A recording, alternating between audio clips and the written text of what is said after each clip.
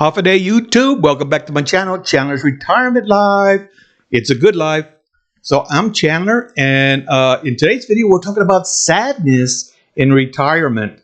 So before we go any further, I just want to remind people that I'm still in that November no script, no edit challenge. My goal is 30, and this is number 6. And kind of sad that I'm not further along the way, but that's okay because I'm gonna catch up. No big deal.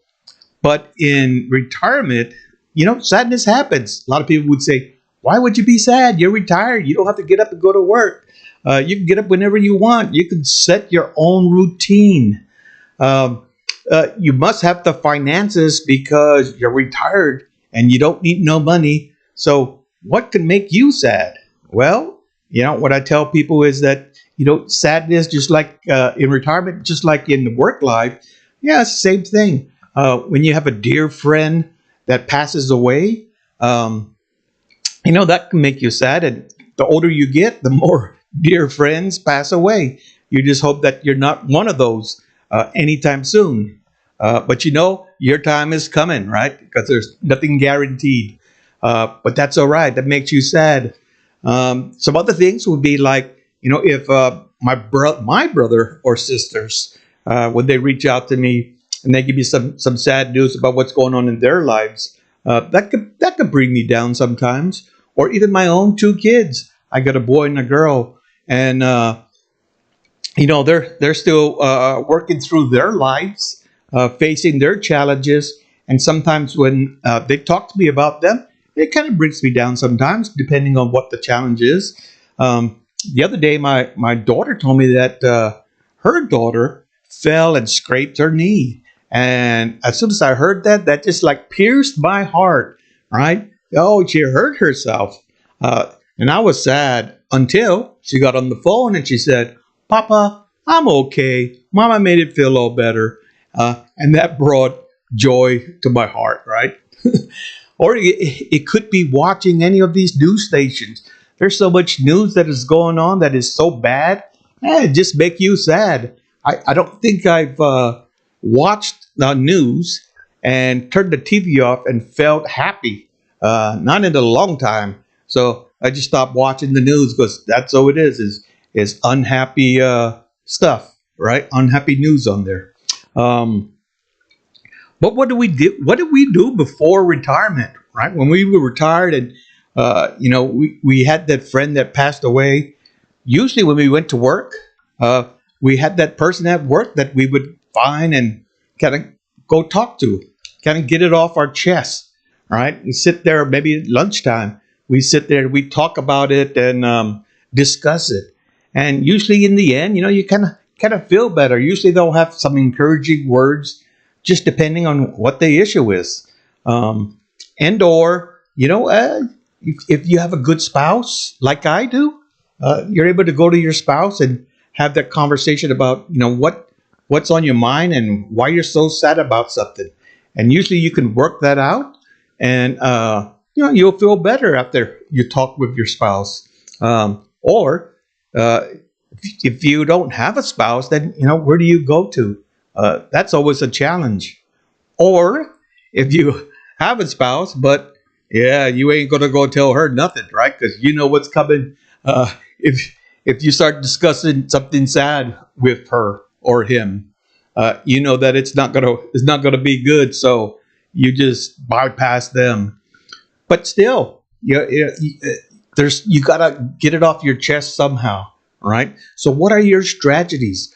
What do you do when you're feeling down and blue, right? So in our household, when we were a little younger, and I got married. I gave my wife a credit card.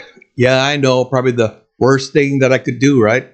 But I gave her a credit card, so I knew every time she got sad or mad, she'd go shopping, and shopping would make her feel better. So what did I do? I tried to not make her mad, or I hated when she was sad. I tried to cheer her up before she got out the door. In our older age, you could tell when she's upset or something's bothering her because she just starts to cleaning everything. And at that point, your best bet is just to stay out of her way and go to another room and close the door and leave her alone.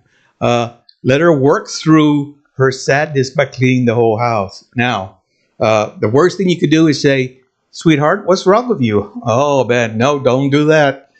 Just stay out of their way and let them work through that.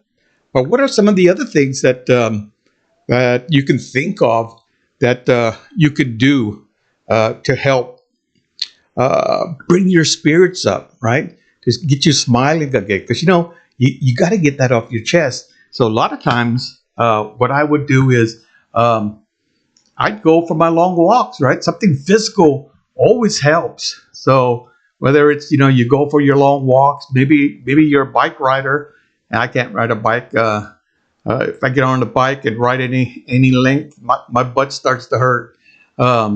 Or swimming. You go swimming. That's a good stress reliever.